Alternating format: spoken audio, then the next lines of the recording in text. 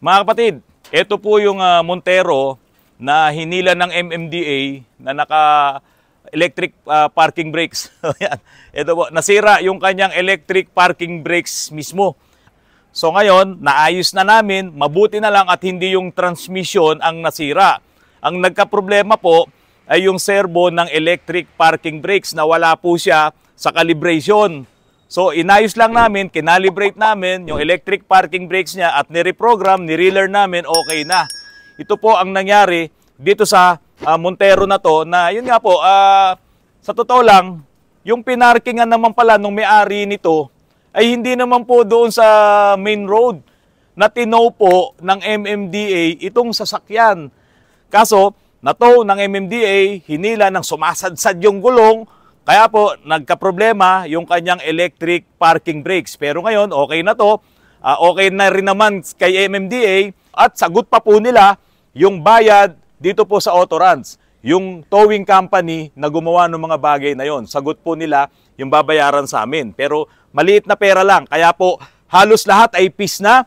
Okay na yung may-ari nito, napatawad niya na yung mga gumawa ng paghila dito. Kasi po, naka-electric parking brakes eh. Kaya dapat yung mga towing company na yan, no, iko-correct ko lang din yung sarili ko. Dapat may mga dali kayo, may mga dali cart na isasakay nyo yung mga gulong kapag hihilahin nyo. Kasi sa totoo lang, marami pa kayong sisiraing sasakyan na hindi naman dapat ganun ang mangyari.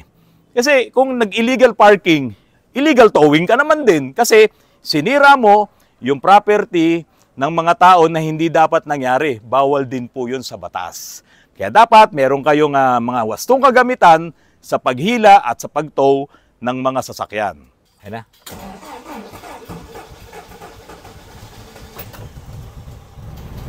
Mga kapatid, okay na yung accelerator. Naputol kasi yan, yung kable, ang haba, hanggang doon sa likod. Pero ngayon gumagana na siya. Ayan. Titignan ko ngayon kung ito ay okay na. Sara mo nga, Nel. Ayun. Reverse.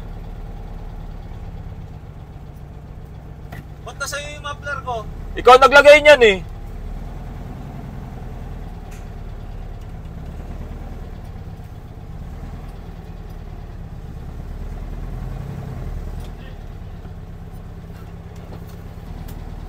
Naka-handbrake pala eh. Isa pa. Oh. Sorry, naka-handbrake. Ayan. Atras.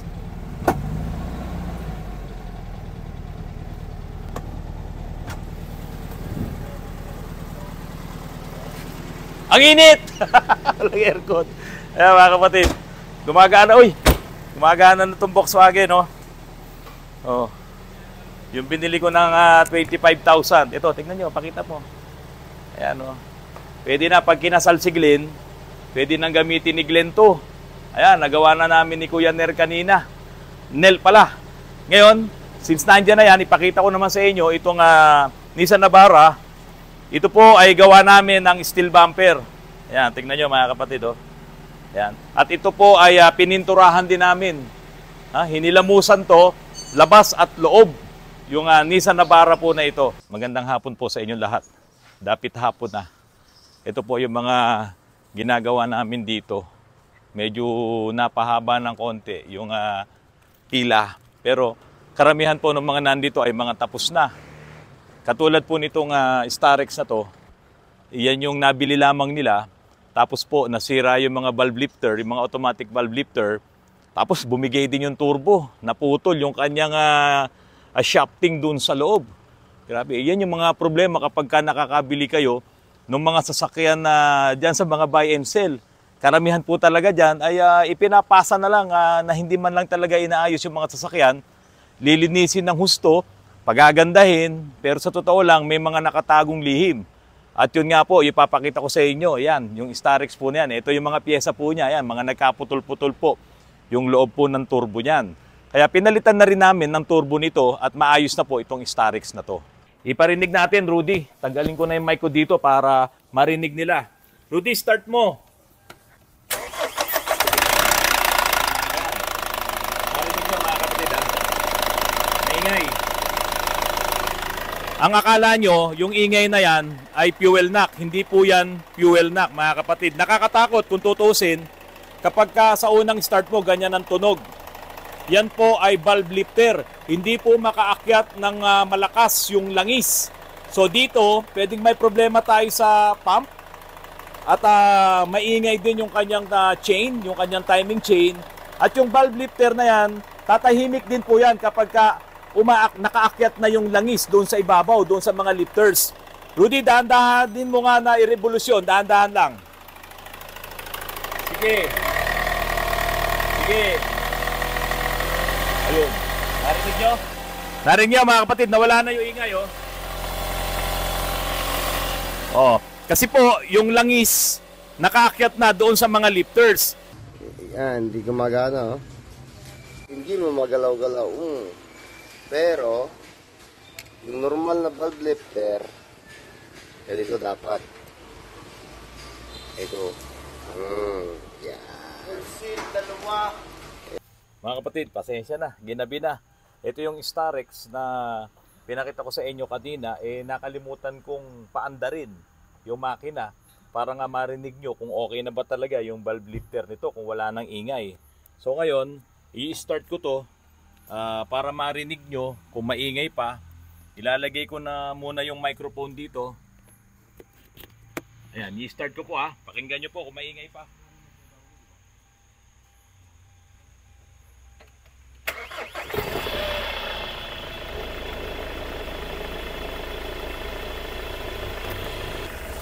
So ayan na po, yung tunog ng makina.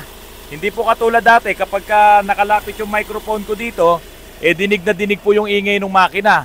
Ngayon po, hindi na siya maingay, oh. Ilapit ko pa ng konti, oh. Halos naririnig nyo na nga yung boses ko.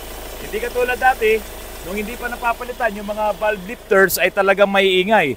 So, ang mga pinalitan po dito, isang set ng valve lifters, pinalitan din yung turbo, pinalitan din po yung steering pump nito, at inayos po yung timing chain. Okay na po itong Starex na ito, makukuha na po ng may-ari na isang barangay captain po diyan sa Bulacan.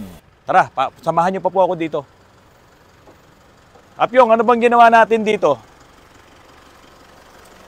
Nagpalit tayo ng radiator, sir. Tsaka Radiator?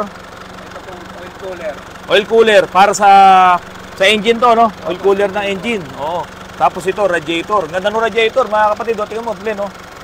Ganda ng radiator. Oo. Saka mahilig sa aluminum talaga, no? Pero siguro mas maganda nito kung linisin yung makina. Ano bang sabi ng may-ari nito? Pinapalinis ba yung makina? Sa ngayon po, sir, babalik na lang daw po. Babalik na lang. Okay. Pero tapos na tayo, done na yan. Apo, dyan na po. Okay, done na pala. Dito na tayo, mga kapatid. Sige rito. Itong estrada na to, overhaul tayo rito, di ba? Ay, kumusta na kayo? Ha? Tapos na ba yung transmission nyo? Ha? Sinasalpak na. Ito na, no? Ikinakasa na. Mga kapatid, itong si tatay, ito ay taga Cabinti, Laguna pa. Opo. Opo, yung anak nyo, nasaan? Sa Cayman po. Nasa Cayman Islands. No? Ang layo nun. Kuya, ang layo nun. Malayo. Buti na lang nakarating kayo sa amin dito mula sa Cabinti, Laguna. Sino ba nagsabi sa inyo pumunta po kayo rito sa amin? Napapanood po sa YouTube pa yun. Sa YouTube. YouTube nga. Kayo ba nanonood ba ng YouTube? Opo. Ano ba itsura ko sa TV? Medyo may edad na pero sa personal pala batang-bata. Dito ka tayo, mauntog ka.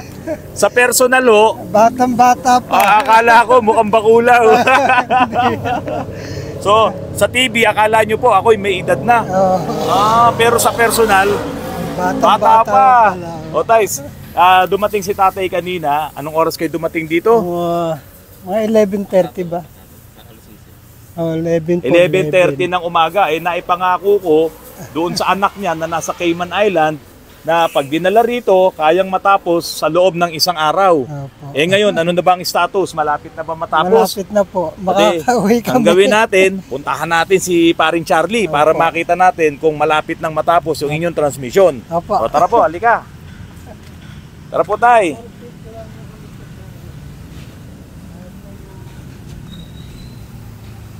So, ito yung kotse ni Paring Charlie.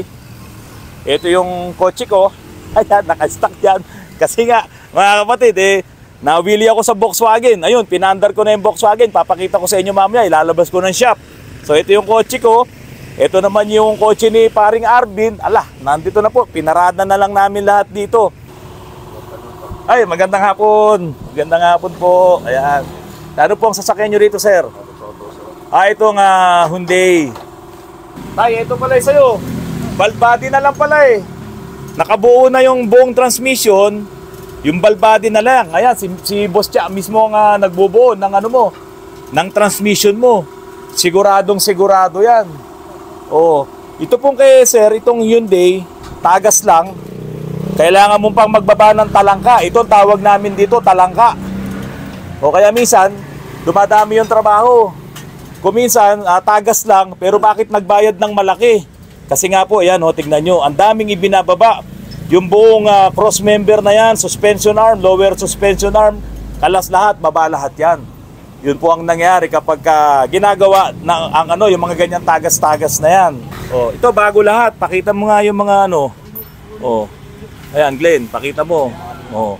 Yung mga luma, pakita mo yung mga luma, yung mga tinanggal natin. Oh. Ayan, sunog lahat, Oh. Ayan, mga kapatid, Yan yung mga pinagpalitan. Talagang sunog na lahat. Ayan. Dito po tayo, mababantayan nyo eh. Lahat ng piyesang ilalagay sa mga transmission nyo, lahat yan bago. Hindi yung katulad sa ibang mga shops na palit laman loob lang, kumukuha sa mga surplus. So dito po, bago po talaga lahat, kaya kami malakas ang loob namin na 1 year ang aming warranty. Sa iba, 6 months lang. Sa iba nga, walang warranty. So mga ilang oras pa to, paring Cha? Dalawa, tatlo. Anong oras na tayo? Mga 5 na siguro po. Alas 5, alas 8, makakauwi kayo tay. Makakauwi kayo ng Kabinti, Laguna. Ito, tapos na yung transmission itong Toyota Revo. Pasok mo nga ng konti dito. Ito. Yan. Dito mga kapatid, halos ang nagkaiba lang yung bell housing. Kung ikukumpara mo doon sa transmission ng mga crosswind, saka ng Mitsubishi Adventure, yung mga automatic, pati nga yung mga Pajero, yung mga 4D56, ganito rin po yung kanilang transmission. Nagkakaiba lang sa bell housing, saka yung pinakadulo. So ito, isasalpak na lang dito sa Revo na to. Usapang lalaki, tatapusin daw ngayon para makauwi din yung may-ari nito sa Kabinti, Laguna. Gabi na, saka kukunin nito yung Accord niya, ayan, ito mayaman to eh. Biro mo, lakas sa gasolina nung mo. Okay na, tapos na po yung Accord. Mga batang overtime kami ngayon dito sa Autoruns. Lakas sa gasolina nito. Mag-iingat ha. Di ba kabibili mo lang yan? Apo. Magkano mo nabili yan? 100 plus po. Mayaman ka talaga. Hindi. Ano pangalan mo, kuya? Jonathan po. Si Jonathan, apelyido? Noble. Sige, ingat kayo ha. Ingat kayo, ayan mga kapatid. Sa park. Yan, park. Ipag-compare ng reverse. Lagyan mo sa reverse. Na ganun yan. Pumapalo. Tapos ipagkain mo sa drive, naabante naman. Naabante, pero yung bilis nito dati, wala. Ay, may bilis kaya lang nagagalit muna ang makina bago umabante. Sige. Ngayon, i-road test mo. Matitesting kung... Hihintayin kita makabalik kung okay na ha. Sige. Kahit doon, ilabas mo doon. Tapos balik ka dito, paikot kang ganun ha. Sige, sir. Sige. Ito na po yung Toyota Revo. Yan tay. Tanong natin kung ano na nangyari.